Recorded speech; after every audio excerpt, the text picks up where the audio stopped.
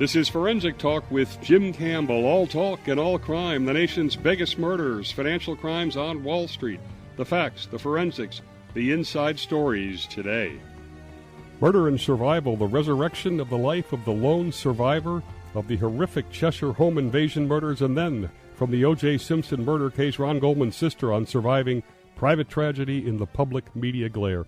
First up, Ryan D'Agostino is the editor-in-chief of Popular Mechanics magazine, and prior to that, he was an editor at Esquire magazine. His new book, The Rising Murder, Heartbreak, and the Power of Human Resilience in an American Town. Welcome, Ryan. Good to have you. Thank you very much, Jim. And as I was mentioning, the whole case with Dr. Pettite has just been so personal. Greenwich is not unlike Cheshire in nature. He went to Dartmouth. I was there around the same time at the business school. Had a daughter named Haley born in October 89. I have a daughter named Sasha born in October 89. The actual murders were on my birthday in 1907, July 23rd. And so the whole thing has always shook me from day one. He was the lone survivor. He's a man of few words. How did you get to him, and why are you writing this? It took a long time to get to him. It took a period of a couple of years. I knew I wanted to write about him. I didn't want to write about the crime per se, what happened that night. I didn't want to write a true crime book. I really wanted to focus on really the resilience of one man, of Bill Pettite. How do you get past something like that? So I started but I didn't know him. I didn't know anyone in his circle. And I started attending the trial of the first guy who did this in New Haven. That was in 2010. I went every day.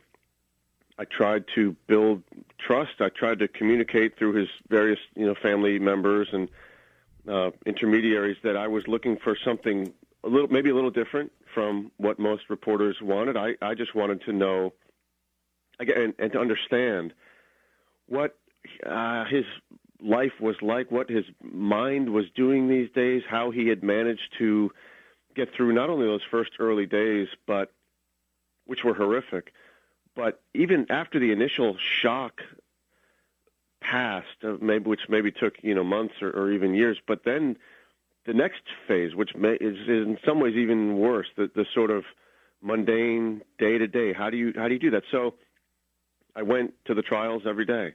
I tried to show respect and admiration, and eventually I wrote about him for Esquire magazine with the help of his friends and family, and then ultimately he saw that piece, appreciated what I was doing, and allowed me to speak with him further to write this book. Okay, Ryan, this is 8 years ago now. Just kind of give us the brief refresher on that horrific night. What happened? Well, it was the worst thing that can happen to a person, or one of the worst things. He and his family, his wife Jennifer, and their daughters, Haley, who was 17, and Michaela, who was 11, they enjoyed a family dinner together at home on a Sunday evening. They went to bed. Bill had played golf and, was a working kind of workaholic. So he crashed on the couch, fell asleep on the couch. 3 a.m., two men, one of whom had actually seen Jennifer and Michaela at a grocery store in Cheshire earlier that day, broke into the house, beat Bill with a baseball bat until he was incapacitated, tied him up in the basement, tied all the three girls to their beds, eventually brought his wife Jennifer to the bank, made her withdraw money, came back. They committed assaults to Jennifer and Michaela, ended up lighting the house on fire. All three girls died, and Bill barely managed to escape. He was trying to get to a neighbor's house to call 911 because he was so weakened, basically left for dead, and that was, he thought, his only hope. Just briefly on the case, these two guys were longtime criminal losers breaking into houses, not into really giving or escalating to violence. And no. They also broke into a home where they know there were people in, which seemed incredibly stupid. So I just wanted, is there any sense of why? Even if they had tried to explain it, I don't know what explanation could have been satisfying at all. So, but there wasn't, and they didn't really even try. What they kept saying was this got out of hand. So, but it is, you're right, it's kind of unfathomable when they had never, they were, like you say, they were criminal losers, but breaking into cars. One of them would break into houses, but he would just sort of steal stuff. And he seemed to get a thrill of breaking into a home where people lived and taking stuff, but never any hint of violence from either of them. They weren't on drugs during this, so I think it was something where there was the sexual element to it. Certainly, they did commit those horrible assaults to Jennifer and to Michaela, and they're idiots, obviously. So they get into this situation and it gets out of hand. But it's almost scarier to think that they had never done anything like this before, and then they did this. There was about 30 minutes between when the police were notified by the bank manager that Jennifer was in there and the actual events happened. Is there some sort of tragedy that the police waited that long, or you can't really blame them?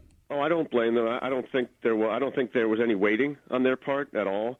I think they really were following a strict protocol that they had learned to a T that obviously they had fortunately never had to execute before. But no, and Dr. Pettit had always been careful never to criticize the police.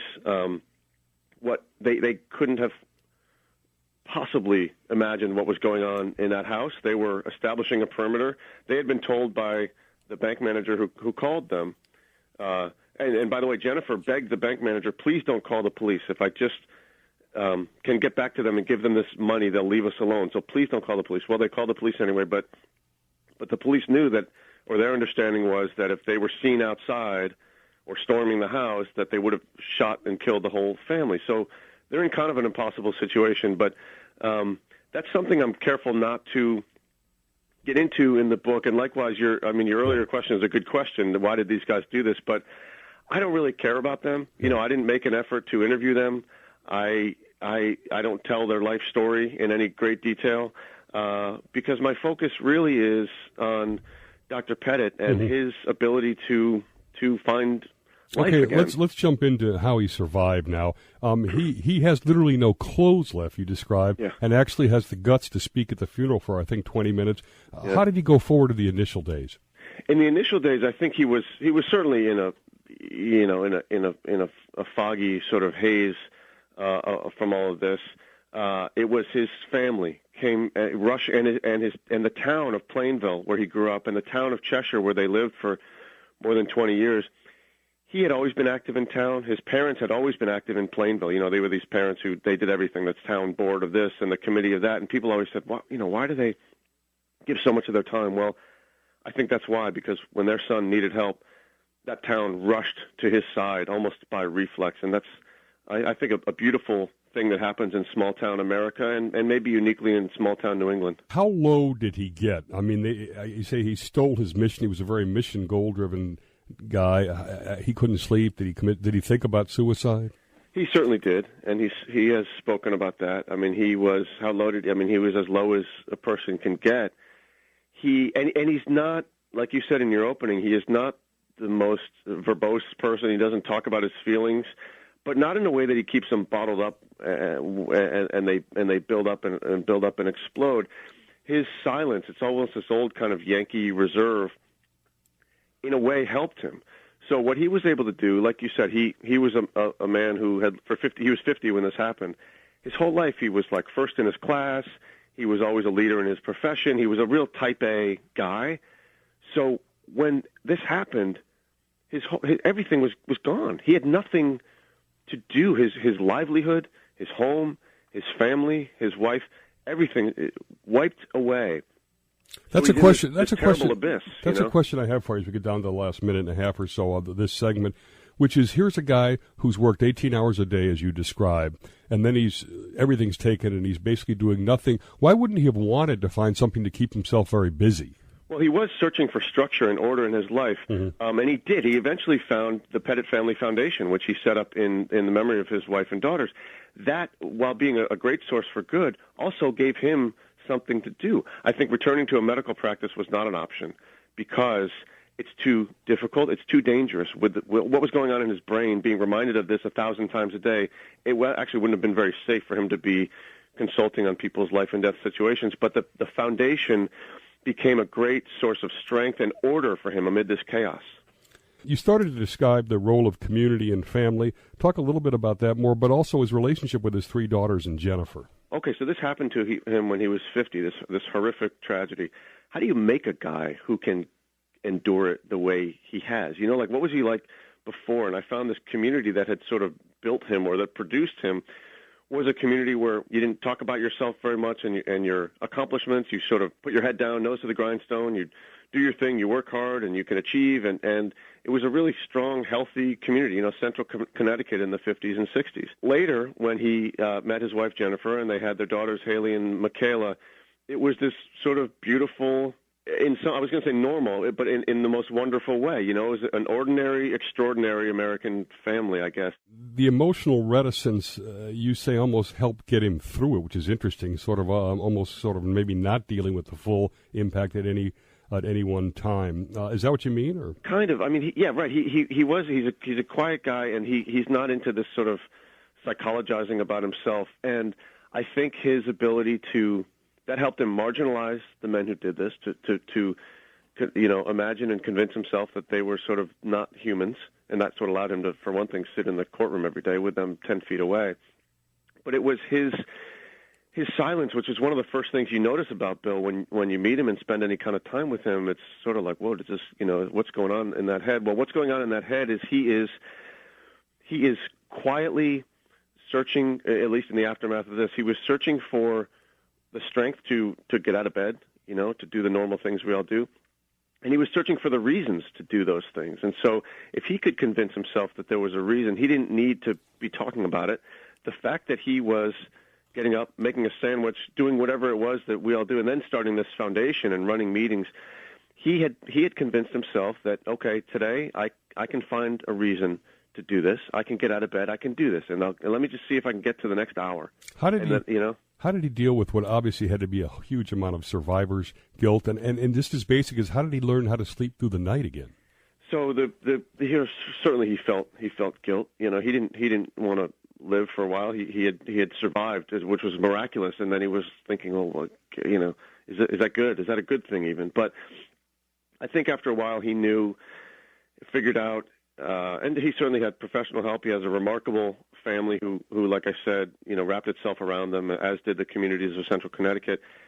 He relied a lot on thinking of Jennifer and Haley and Michaela, his wife and daughters, thinking, well, would they want me to feel guilty? Is that what I'm supposed to do every day for the rest of my life? Is feel guilty? I did everything I could to try to help them and save them. So that's how he got through that. It was a very rational, logical sort of soldiering through that, and that's the kind of person he is. In terms of sleep, I mean, that's been the worst. He didn't sleep much before because he was a busy doctor, but he took medications, but then they would make him groggy for the next 10 hours after he slept for 10 hours. The nightmares. He's at a place now where if he gets 5 or 6 hours a night, he's great. The worst part has been that 3 a.m., that's about when the men broke in, and when he would wake up at 3 a.m., and there they would be again, creeping into his thoughts. And his new wife, Christine, has been instrumental in helping him through those moments. In fact, I was going to ask that next as we get into the inspirational resurrection side. Yeah. Tell us where he's at now. He's at a much better place. He found love in a woman named Christine who grew up in Avon, Connecticut. She's a wonderful person. You know, Bill is the sort of quiet Yankee reserve. She is bubbly and funny and speaks her mind, but she also has this amazing ability to know when to kind of break the silence with Bill and add some levity, and she truly is funny. She also knows when to sit back and let him be quiet, let him go to a dark place if he needs to, and it's a beautiful relationship to be around if you're able to ever be around them. And then a couple of years ago, they had a baby boy together, which is just really not a small miracle. It was a major happening in his life, and he brings that boy everywhere. And just it really, you asked me at the beginning of this show why I wrote the book, and I never really answered, but I think it's because Bill Pettite has been such an inspiration to me and helped me really in my own, just even my everyday life and raising my kids. And I thought if a few other people can experience that, this is worth it. Tell us now about the Pettite Family Foundation, which is his basically his life now. It is his life. It's a great organization. It has a sort of three missions. One is to help victims of violent crime, women who have been abused, the education of girls, especially in the sciences, and victims of chronic illnesses, because, of course, Jennifer had MS. And they are actively raising funds all year, and they give out great gifts, mostly to Connecticut-based organizations, but also national as well. And he got 25,000 pieces of mail, which they answered, right? Every letter. I mean, the letters started coming in from all over the world, and they had these boxes and boxes of mail from the post office, and everyone said, "Bill, what are we going to do? What are we going to do?" And he said, "Well, we're going to answer them." And he and his family sit down and answered everyone. Now, you have this in the book, and it's really kind of amazing after what this guy's gone through that he still believes people are basically good. I mean, yeah. This is a guy, you couldn't blame him if he came out of this feeling bitter at the world or angry at humanity. I mean, who could blame him? But his takeaway is the opposite, that people are basically good. And that comes from the outpouring of support that he experienced after this. He did not dwell on the two guys who did it. He's dwelt on the 100,000 people that have come forward to help and support him. And that's what gets him through the day a lot of the time, is the goodness that he has seen in the wake of this. It's remarkable. Do you think that future plans could evolve? I mean, I was surprised to learn in your book that he considered running for Congress. He did. He it wasn't his idea, but he was recruited pretty hard by the Connecticut Republican Party, and he truly did consider it. He's a kind of politically minded guy, but I think he thought of what that life is, and he decided against it. He's starting a new family, so. What he does now, like I said, the medical practice was not really a legitimate option, but he's very active in the medical community because he's still a great doctor. He serves on boards and committees, and he's an advisor to medical companies. He's got his foundation. He's got his new baby boy and his wife. He's a pretty busy guy, and there are moments where you look at him and he looks happy. What is his feeling about the fact that both these guys were given the death sentence, which he hung in there until that happened, and now the state has basically ruled out the death sentence? Yeah, he was not happy about that decision. What had happened was that the legislature initially delayed abolishing the death penalty in Connecticut, really until these two guys got the death sentence, and that was all kind of carefully thought out so that anyone who was already on death row would be sort of grandfathered in and would stay on death row. So it was sort of an equilibrium, and everyone seemed satisfied, except then they abolished it outright. Those guys are now off death row. Bill wasn't happy about that. He released a statement that was in typical form, very measured, not incendiary, but that communicated that he thought this was preposterous. Well, it's a tremendous story of inspiration, survival, revival, just beyond almost comprehension. How this man's been able to do this, and your book reaches the heart. It's The Rising Murder, Heartbreak, and the Power of the Human Resilience in an American Town. Is published by Crown. You can contact the Pettite Foundation, by the way, at pettitefamilyfoundation.org. Appreciate having Ryan take us through this. It's a great book. Coming next, Kim Goldman, sister of Ron Goldman, who was murdered along with O.J. Simpson's wife, Nicole Brown Simpson. We'll talk to Kim about surviving private tragedy in the public eye.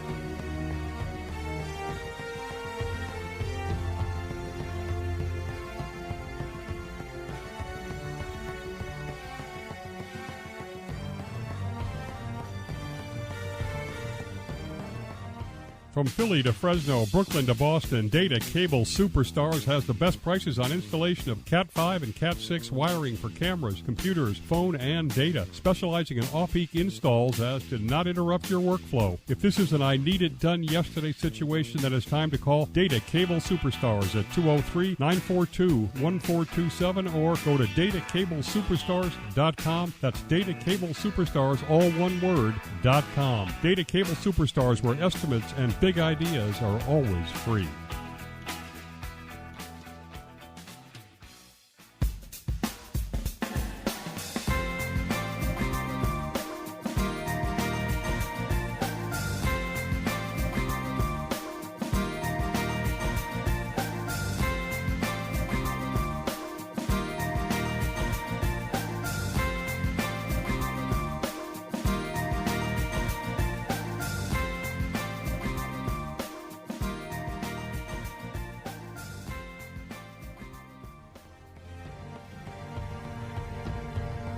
And next up, returning for a second visit to our show, someone who survived private tragedy in the public eye, Kim Goldman, now nationally known as a victim's advocate after her brother Ron's murder and the O.J. Simpson murder trial. She's the founder of the Ron Goldman Foundation for Justice. She's the executive director of the Youth Project, the nonprofit organization that provides support to teenagers. She's the author of Can't Forgive, My 20-Year Battle with O.J. Simpson, for which we talked to her on this show. And her latest book is Media Circus, a look at private tragedy in the public eye, with co-author Tasha Robertson. Welcome back, Kim. Oh, thank you for having me. How are you? How are you and your son doing, and your dad?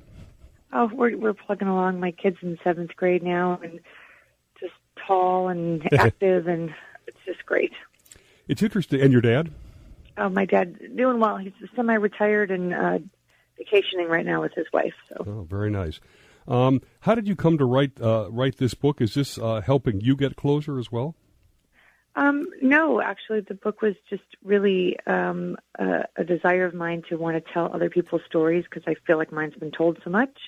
But this was just an insight into what people who have been faced with such horrific events and tragedy deal with when they're thrust into the public eye. And I wanted people to go behind the scenes where the media often stops recording.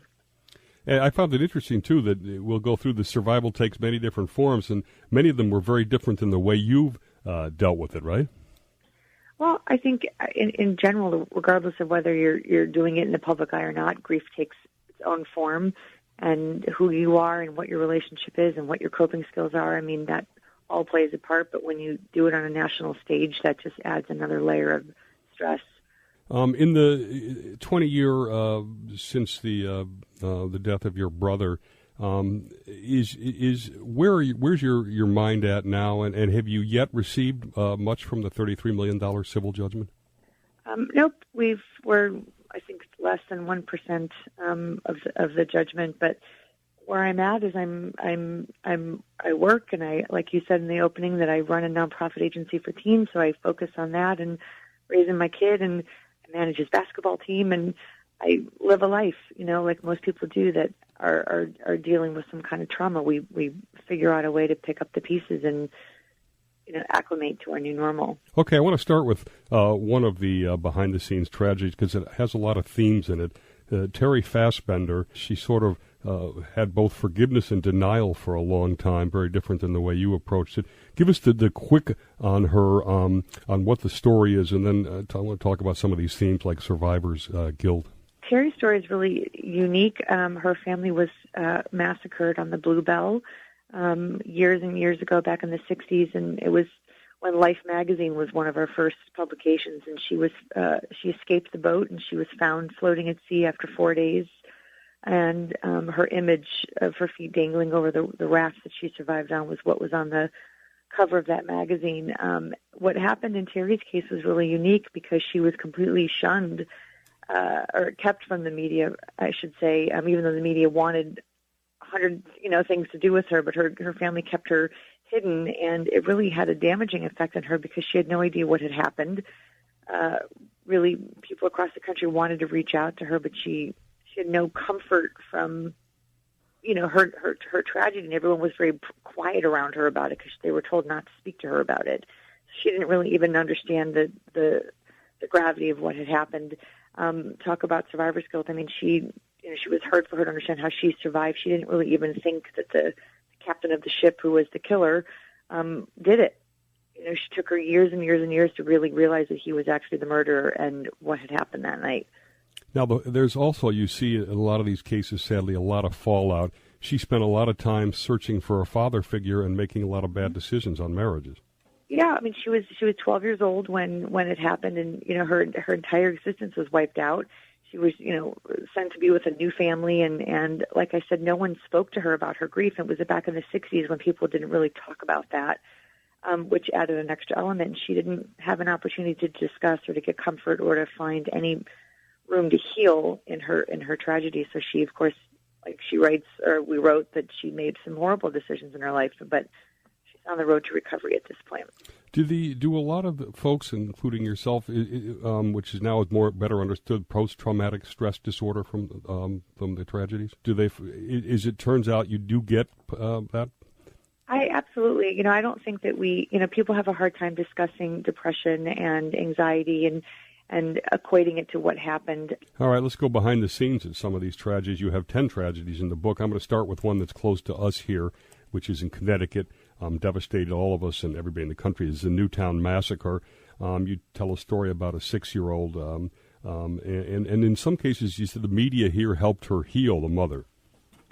Yeah, Newtown was unique, I think, because the media, for the most part, was fairly respectful to the families that were dealing with the Newtown shooting. And we interviewed Scarlett Lewis, who was Jesse Lewis's mom, and the media was for the most part very respectful of their privacy and didn't hound them constantly. And for Scarlett, she really was able to use the media to her advantage because they shared her story in a way that she thought was respectful and with integrity. And then they ultimately ended up sharing, her vision for change and, helping her further her mission.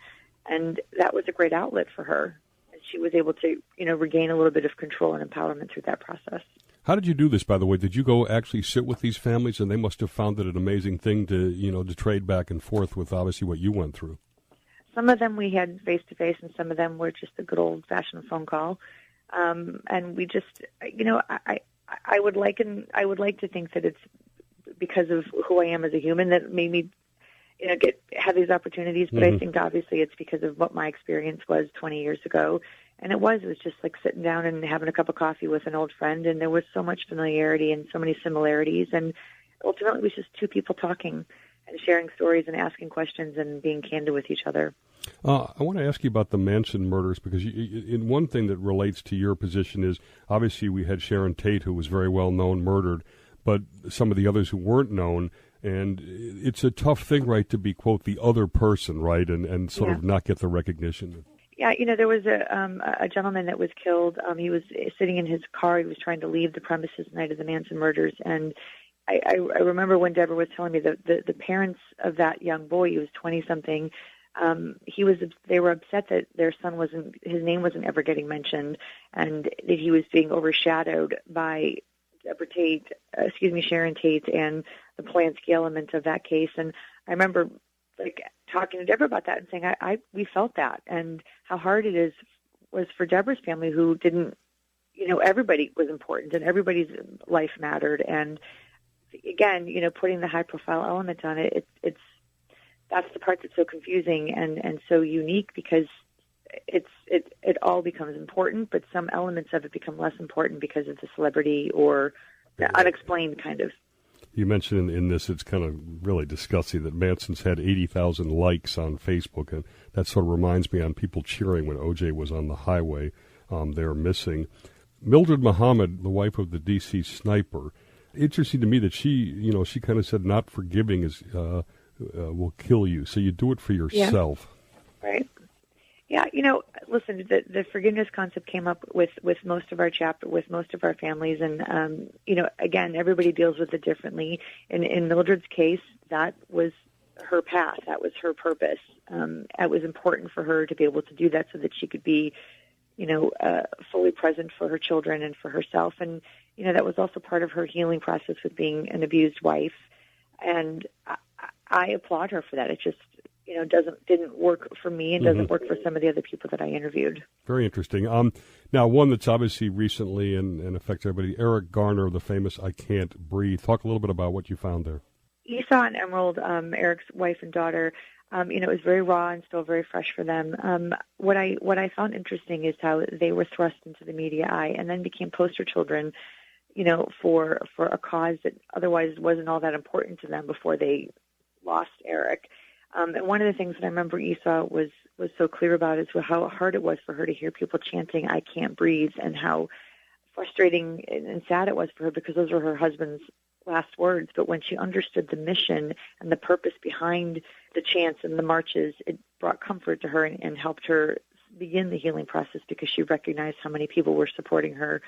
It was really very telling, because I think people often want to reach out and do things that you think are comforting, but in her case, it was really very suffocating for her to have all of that, a nationwide mission and march on her behalf when she really wasn't interested in it. Our guest, victims advocate Kim Goldman. We're going behind the scenes. Let's talk about a hate crime now, because that's become a big issue. Matthew Shepard, go ahead. Yeah, Matthew Shepard was, one of the first gay hate crimes that we report, that was discussed so many years ago. And I was able to talk to Judy Shepard, who has become such a beacon of light and hope for, the gay community. And she was just incredible. I think one of the things that I found interesting in Judy's story is how protected she was in the early stages of Matthew's. Before he died, he was in the hospital in a coma, and the media was just camped out in the parking lot of the hospital. They were trying to get into the hospital. They were, disguised as doctors and attendings to get in to try to get pictures. And Judy told a lot of stories about how the media was incredibly disrespectful to her, and when she found the strength to turn the media to be useful for her and her mission. And I just found so much strength and courage in that. Now, one thing that's obviously plaguing the country right now is these mass shootings. There's the Aurora Theater shooter, which you talk about. And there I found interesting couple of things. One about how, I think one of the mothers says, anger energized her. And then also the concern that her daughter who was killed be reflected accurately in the media. They were calling her a single mom or something. She didn't feel that she was getting the respect. Right.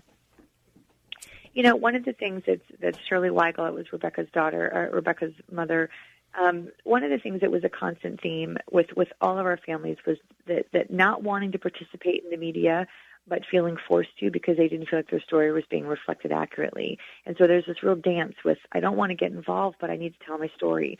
Because if you don't tell your story, then the media needs to tell a story, and they sometimes make up mistruths, and they float these theories that aren't necessarily accurate and can be damaging to a family. So you enter into the arena because you want to right the wrongs, and then you get sucked in.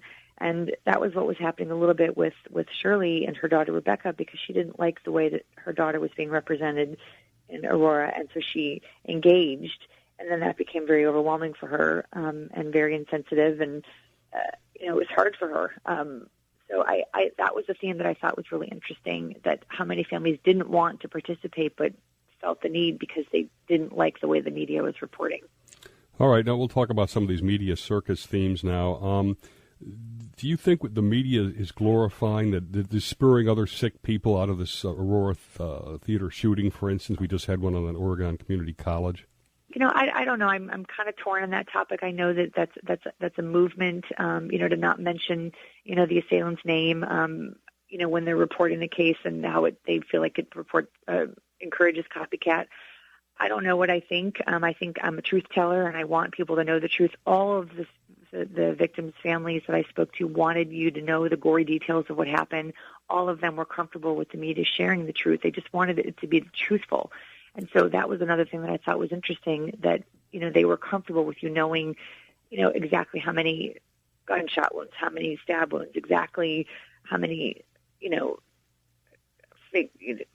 injuries somebody suffered while they were in their last moments of their life. And so I think being respectful and being honest is important. And if out of that sometimes encourages other people to pay attention and to copycat, I don't know how you not do it if you're trying to tell the truth. Do you have a sense, having gone through all this and the 10 folks you talked to, where you can draw the line between the public's right to know, the media's right to expose it, and invading someone's privacy in the worst time of their lives? No, I don't. I thought I could come up with that by the time I was done with this. I think it's blurry, and I think with the introduction of the internet and social media, that it's very confusing. I think there are people that troll the internet and hide behind little avatars and spew hate. With that, I think that people are also really very comforting and soothing, and sometimes facts come out of people having too much information and sharing too much information. But I think that what happens is we're so desensitized as a country that we lose sight of the fact that there's people behind those traumas. And I remember Judy Shepard saying that to me, that while people are gawking, they're forgetting that there's people on the other side of that are dealing with such trauma and such pain, and to have some sensitivity and compassion. And I think that's a lost art. You went through the trial of the century. Did it end up impeding your ability to mourn, or did it help you because it shared the burden with all the support around the country? Unfortunately, I'm not sure that I'm ever going to truly know that.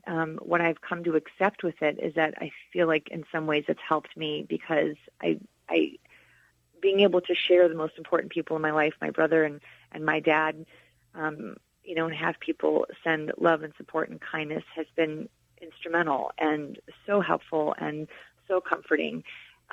But in the same vein, it really causes for a very isolating life because everything you do is monitored and everything you do is judged and criticized and out there for the world to make a comment on. And sometimes it's really hard to escape that and escape the perception that people have of you because you have your face on TV sometimes.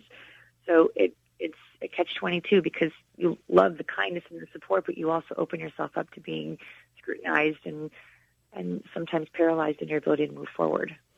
The suffering that you got a sense of this from reading the book too. That you talk about, for instance, Deborah Tate. Now it's 45 years, I guess, beyond the murders, and you describe her face as one of exhaustion. And it's kind of interesting. 45 years later. Yeah, because and it's the same thing with Colleen Campbell, who was Mickey Thompson, the NASCAR race car driver, who her brother, he was killed. It's the same face. It's that you're committed to one thing for such a long time, and you're fighting an uphill battle. You're fighting a system, and you're surrounded by such toxicity and evil. I applaud Deborah and I applaud Colleen for having such a steadfast, commitment to their family members and what they've done to change the victims movement. Both of them are such an inspiration to me, and when you look at their faces, they're worn and they're tired, but it's also out of pure love and commitment. Obviously, you've really resurrected your life, the foundation for Ron, your son, and how great that whole relationship is. Are your days now? Do you feel positive more often than not, or is there a day that goes by when you don't feel the suffering related to this? It has its moments. My brother is always with me. My son looks like him, and I miss him tremendously. And the work that I get to do is very fulfilling, being able to impact the lives of teenagers, and I still get to do my advocacy and work. So, every day presents itself a new opportunity for me to heal and grow, and I'm still a work in progress. But I always liken grief to a best friend. It's always there when you need it. You can rely on it. It knows you like nobody else. To me, every day is new. I just don't ever know what's going to be placed before me, but I have an opportunity to try to cope and heal the best I can. Well, it's always great to talk with Kim Goldman. The book, again, is Media Circus, a look at private tragedy in the public eye. It's co-written with Tatcha Robertson. It's published by Ben Bella Books. Thanks to both our guests again, Ryan D'Agostino on the inspirational story of the lone survivor of the Cheshire home invasion murders, and Kim Goldman on surviving private tragedy in the public media glare. Thanks to our national audience for listening.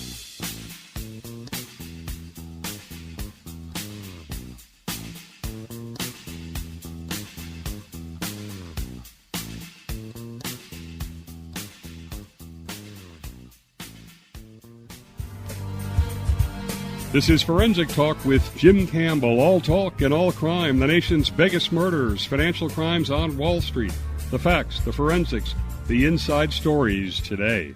The point is, ladies and gentlemen, that greed is good. Greed is right. Greed works. A poster child for the Enron, WorldCom, Tyco era of corporate greed and fraud was it prosecutorial abuse that led to the railroading of a legendary CEO.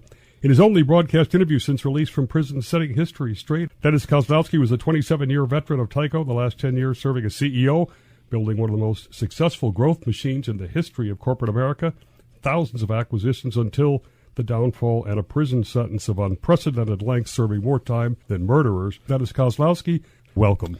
Oh, thank you, Jim. Nice to be here this morning. An incredible record. You started at $20 million in revenues, built it to $40 billion, and yet the legacy obscured by the shower curtain and other things. How do you feel about that? I feel that I put the era of my prosecution and what I went through in back of me now. That was some time ago, and I'm off to a new start, doing other things and moving on from where I was. You were accused of basically stealing $170 million from Tyco through undocumented secret loans, etc. You were in prison, I think, for over 100 months. The average homicide is 52 months. They tried to charge you under RICO, which is, criminal enterprise mafia. All 80 of those charges were shut out. You were tried by a state, not the federal. All this was documented, though, by Price Waterhouse and your board. Yes, and the bonuses were all audited by outside auditors, so all that was there. I was accused and convicted of not having the bonuses appropriately approved. by directors. Which is why they call it stealing your own bonuses. Yeah, exactly. Yeah. Let's talk a little bit about reform items, prison and then governance. You sat in there. Do you have ideas for prison reform, or there's a lot of waste going on, right, of talent, and folks go back out on the street with nothing? Prison reform should be high on everybody's agenda because it's such a drain on society. Yeah. I'm involved in the Fortune organization, which helps people coming out of jail to get back on their feet, providing housing, job training, and ultimately jobs. Thanks to Dennis Kozlowski. That was a hugely fast hour, and really appreciate him coming by because he's keeping a low profile. He's not doing interviews, so it really means a lot that you've done this. Rumi Khan was convicted, sentenced to 1 year in prison for insider trading. She worked for Raj Rajaratnam at the Galleon Group hedge fund, for Intel, Trivium Capital, and IBM. Tell us briefly, what was prison like? Your life, as you know, changes forever. I was not only lynched by the media, I had to go to prison after cooperating with the feds for 7 years, helping them crack the biggest insider trading case. I helped them with how the network of information works, everything. It's not the prison, because the prison actually gave me time to put myself together and focus on what I want to do going forward. It's the fact that, people like myself and a lot of people on Wall Street, we go through a lot of education to try to open doors. I tell my daughter, you have to get degrees so that your doors are open for you, so that when you go to bat in life, you have choices. After something like this, there are no choices. I cannot even get a teaching job. You were at a point where you'd made $50 million before Galleon. I assume a lot of that was legitimately made. You'd had a house you bought for cash for $11 million. You'd love to go in and spend $10,000 at a drop. You had $50,000 of wine at one party. In retrospect, does that kind of look like, the whole greed is good kind of thing? I would not say that at all. I think for a lot of people, such as myself, who come from very modest background, and I was afforded a great opportunity to study in this country. I came from India. I found great work here, and then once I went to Wall Street, when I started working for Raj, the 99-2000 time, the market, all you had to do was get up in the morning and see how your stocks were doing, and they were going up every day. And I was in the right segments at the right time. I traded the market reasonably well. But, in hindsight, they say that the bull market can give you a false impression of yourself. And a lot of people started thinking, such as myself, that we are very gifted traders. And as we look back, the answer is no. The resurrection of SAC Capital into Point 72 Asset Management. Hedge fund titan and Greenwich resident Steve Cohen's firm, forced to shut down by the government on allegations of insider trading, reemerging as a family office. First up, Doug Hayes is the president of Point 72 Asset Management. Prior to joining Point 72, he was director at McKinsey. He's worked for the CIA and General Electric. Welcome, Doug. Good to have you. Thank you, Jim. So I want to start off just with the scope of the challenge that you were given, and this is from the criminal complaint. The indictment charges the management of a major hedge fund with criminal responsibility for insider trading offenses committed by numerous employees, made possible by institutional practices that encourage the widespread solicitation and use of illegal inside information, and institutional indifference to unlawful conduct resulting in insider trading that was substantial, pervasive, and on a scale without known precedent in the hedge fund industry. Tell us why you were hired, what it was like to come into a firm that psychologically had a near-death experience. Thank you. Not surprisingly, every firm has lots of good and bad in it. There's strengths and weaknesses in every culture, strengths and weaknesses and capabilities in every institution. Crisis tends to focus people on the bad things, and our firm was no exception. However, when you get beneath that, there were a lot of good things, and I had a lot to build on. So it wasn't like there weren't a tremendous number of positive things to work from. How do you change a culture when the top guy is still the top guy? And there was criticism of the culture when the top guy was the top guy before. Sure. Like I said, there's a lot of strengths in the company culture, and there are tremendous strengths in Steve as a person. So building with the top guy still in place is really about finding the strengths of the person and the organization, and not just Steve, right? The whole management team and the investment professionals, finding all those strengths and building around those. That's a happy ending for SAC, now .72. Forensic Talk with Jim Campbell, in-depth looks at big crime stories, exclusive interviews only on Forensic Talk with Jim Campbell. This is Jim Campbell, host of Forensic Talk. Tune into this station on Monday evenings at 6 p.m. for deep dives into the biggest crime stories today. Unsolved murders, financial crimes, penetrating questions. I'm John Iannuzzi, producer of Forensic Talk with Jim Campbell. Each week, you'll hear in-depth interviews, whether it's Bobby Kennedy Jr. on his claims his cousin Michael Skakel is innocent of the Moxley murder, or a brutally honest conversation with Kathleen Willey, one of the women alleging sexual assault in the Clinton Oval Office, or the first interview after prison with an insider trader from the Raj Rajaratnam biggest insider trading scandal in Wall Street history. That's Monday night at 6 p.m. We'll bring you the facts, the forensic, both sides of the story, from insider trading to crimes of passion. Forensic Talk with Jim Campbell is brought to you by Park City Productions. Like us on Facebook, subscribe to our YouTube channel, and follow us on Instagram. That's Park City Productions 06604.